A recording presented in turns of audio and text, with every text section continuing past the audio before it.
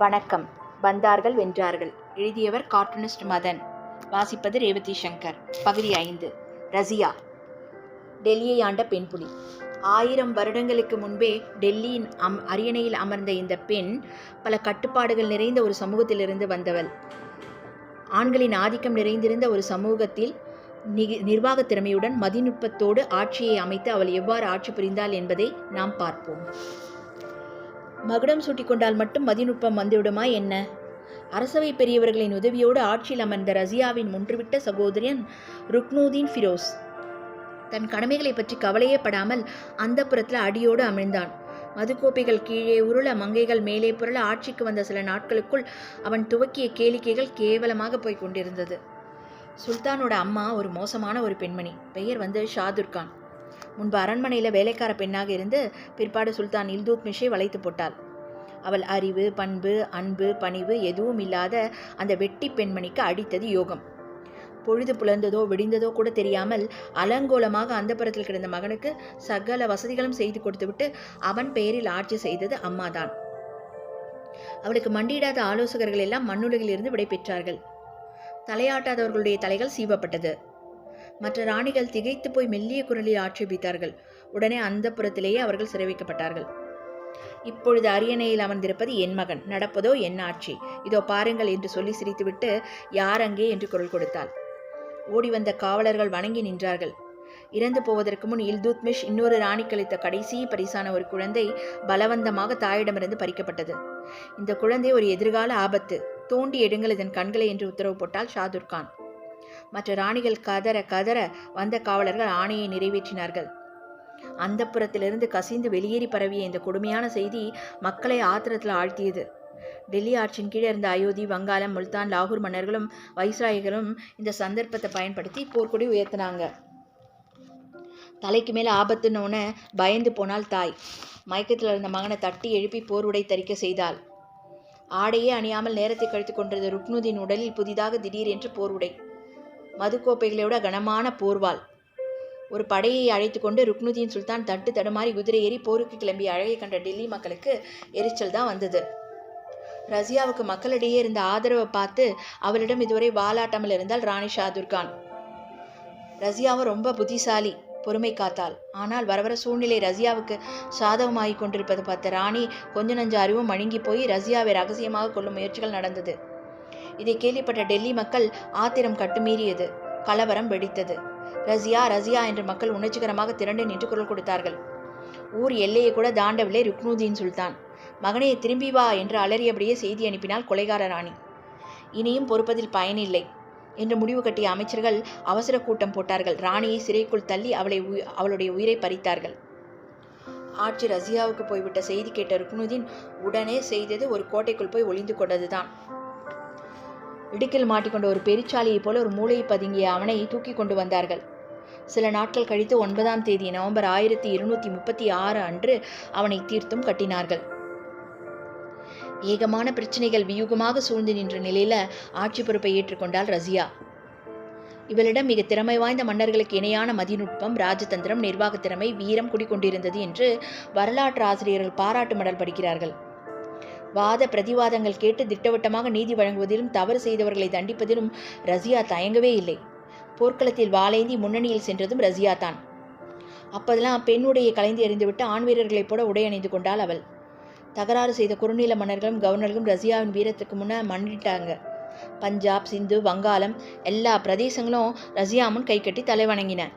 நான் பெண்ணாக இருந்தால் என்ன, என்னையும் சுல்தான் என்றே அழையுங்கள் என்று உத்தரவு போட்டாள் ரசியா.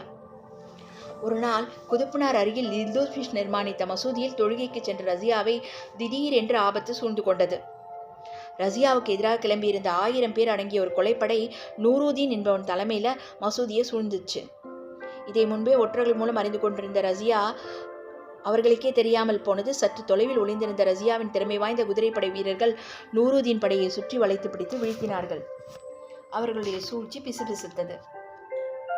நிறைய படிப்பதிலும் அறிஞர்களிடம் அறிவுபூர்வமாக உரையாடுவதிலும் சுல்தான் ரசியாவுக்கு ஆர்வம் ரொம்ப அதிகம்.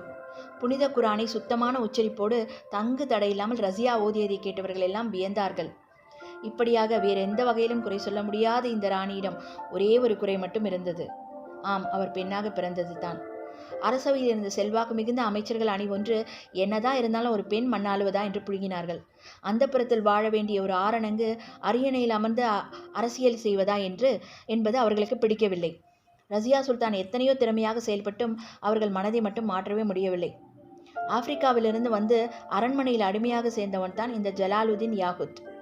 எத்தியோப்பிய இனத்தை சேர்ந்த அந்த யாகூத் புத்தி கூர்மையோடு பணிபுரிந்து ரசியா சுல்தானின் கவனத்தை ஈர்த்தான். மிக சிறந்த மெய்காப்பாளனாகவும் திகழ்ந்த அவன் படிப்படியாக ரசியாவோட நண்பனாகவும் ஆனான். இஃபன் தூதா என்கிற அந்த கால சரித்திர ஆசிரியர் இது தகாத நட்பு தான் என்கிறார். ரசியா காலத்திலேயே வாழ்ந்த மின் ஹஜ் என்னும் இஸ்லாமிய பேராசிரியர் ரசியாவுக்கு சிறந்த முறையில் பணிவுடை செய்து செல்வாக்கு பெற்றான் யாகூத் என்று மட்டும் குறிப்பிடுகிறார். இது என்ன உறவுன்னே புரியல. ஆனால் இருவரும் தேவையில்லாத வகையில் நெருக்கமாக பழகிறாங்க. தொட்டு தொட்டு பேசுகிறாள் ரசியா. பொது இடத்தில் குதிரை மீது ரசியாவை அலக்காக ஆதரவோடு தூக்கி அமர்த்துகிறான் இந்த எத்தியோப்பிய யாகூத் என்று இன்னொரு சரித்திர ஆசிரியர் குறிப்பிடுகிறார்.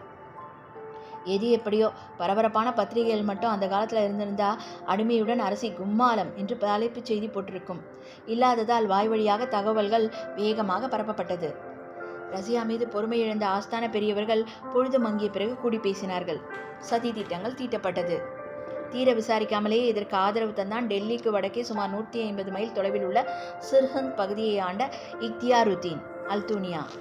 பதவியிலிருந்து இறக்குங்கள் இந்த பெண் சுல்தானை என்று போர்க்கொடியும் உயர்த்தினான். அதிக பிரசங்கி அல்துனியாவுக்கு பாடம் புகட்டிவிட்டு வருவோம் என்று முழங்கியது. ரசியா சுல்தான் படை திரட்டி கொண்டு கிளம்பினாள். சதிகாரர்கள் திட்டம் போட்டு மெய்காப்பலன் யாகூத் கவனத்தை திருப்பி தனியே அழைத்து சென்று நயவஞ்சகமாக அவனை குத்தி கிழித்தார்கள். ஆவேசமாக போராடிய ரசியாவை ஏராளமான எதிரிகள் சூழ்ந்து கொண்டு சிறைப்படுத்தி அல்துனியாவிடம் சேர்ப்பித்தார்கள். முதலில் எதிரிகளின் வலையில் சிக்காமல் வாழ்ந்தாக வேண்டும். டெல்லியில் உள்ள குள்ளநரிகளை பிறகு கவனிப்போம் என்று முடிவு கட்ட வேண்டிய சூழ்நிலை ரசியாவுக்கு. ரசியாவை நெருக்கத்தில் பார்த்த அல்துனியாவின் நெஞ்சத்திலோ உடனடியாக கிளர்ந்திருந்தது காதல் தான். ரசியா பேச பேச ஒரு புது அடிமை உருவானால் அங்கே. பித்து பிடித்தவனைப் போல அவனையே பார்த்து கொண்டிருந்த அல்துனியாவிடம் தனக்கு எதிராக டெல்லியில் போடப்பட்டு வரும் சதியின் பின்னணியை விளக்கினாள் ரசியா. தவறு செய்துவிட்டோம் என்று அல்துனியாவுக்கு புரிந்தது. பிராயச்சித்தமாக அந்த வீரப்பெண்ணை தன் மனைவியாக்கி கொண்டான். அடுத்த கட்டமாக அல்துனியா ரசியா தம்பதியின் தலைமையில் போர்ப்படை டெல்லி நோக்கி கிளம்பியது. இந்த காட்சி நிச்சயம் மற்ற வீரர்களுக்கு வித்தியாசமாக ஒரு அனுபவமாக இருந்திருக்கும். இதற்குள் டெல்லி பிரபுக்கள் ரசியாவின் ஒன்றுவிட்ட சகோதரன் பஹ்ராமை பதவியில் அமர்த்தியிருந்தார்கள். ஆனால் விதி எதிரிகள் பக்கம் கட்சி மாறியது. போகிற வழியில மேலும் பல ஆதரவாளர்கள் அல்துனியாவுக்கு படையுதவி செய்ய அப்படி வந்து சேர்ந்த ஒரு படையோடு ஆபத்தும் வந்து கலந்தது. ரசியாவின் படை டெல்லியை நெருங்கிய சமயம் பார்த்து அவர்களுடைய தளபதிகள் பலர் திடீரென்று தங்கள் ஆதரவை கை கழுவினார்கள். கூடவே பல வீரர்களும் நழுவினார்கள். படை சிரித்தாலும் மனம் தளராமல் வீரத்தோடு போர் புரிந்தனர் அல்துனியாவும் ரசியாவும். இடையில் இருவரும் கூடாரத்தை சற்று ஓய்வெடுத்தார்கள். அப்பொழுது கூடவே காலனும் பின்தொடர்ந்தான். இந்த பெண்ணிடம் மறுபடியும் மகுடம் போனால் இஸ்லாமிய ஆட்சி நிலைத்து நின்றுவிடும் என்று ஆத்திரத்தில் இருந்த அவர்கள் உதவிக்காக வந்த ஒரு படையில் சேர்ந்திருந்த சில இந்து வீரர்கள் பழித்திருக்கிறேன் பேர் வழி என்று உள்ளே வாளை உருவிக்கொண்டு புகுந்தார்கள். எதிர்பாராத இந்த ஆபத்தை முதலில் கவனித்தவள் ரசியா தான். ஒரு வினாடி திகைத்தாலும் உடனே சுதாரித்துக் கொண்டு வாளை பாய்ந்து எடுத்துக்கொண்டு எதிரிகள் மீது பாய்ந்தாள் அவள். பெண் புலியாக இருந்தாலும் பல சுற்றி வளைத்து கொண்டு வேட்டையாடினால் என்ன செய்ய முடியும்? ரசியாவின் உடலை வந்தவர்களின் வாட்கள் திரும்ப திரும்ப பதம் பார்த்தன. இரத்தத்தில் தோய்ந்த ரசியாவின் உயிரற்ற உடல் கீழே விழுந்தது. போராட முனைந்த அல்துனியாவையும் கொலைகாரர்கள் வெட்டி போட்டார்கள். கிபி 1236 இந்த வீர பெண்மணி டெல்லியில் அமர்ந்து ஆட்சி புரிந்த காலம் 3 ஆண்டுகளும் சில மாதங்களும் தான். முதலாவதும் கடைசியாகவும் டெல்லி அரியணையில் அமர்ந்த ஒரே பெண் சுல்தான் ரசியா பேகம். முழுமையான திறமை பெற்ற இந்த ராணியை தீர்த்து கட்டியது எவ்வளவு பெரிய தவறு என்பதை அவசர புத்தியோடு இயங்கிய அந்த கொலைகாரர்கள் பிற்பாடு சில ஆண்டுகளுக்குள் புரிந்து கொண்டிருப்பார்கள். அதனை பின்வரும் பகுதிகளில் பார்ப்போம். நன்றி, வணக்கம்.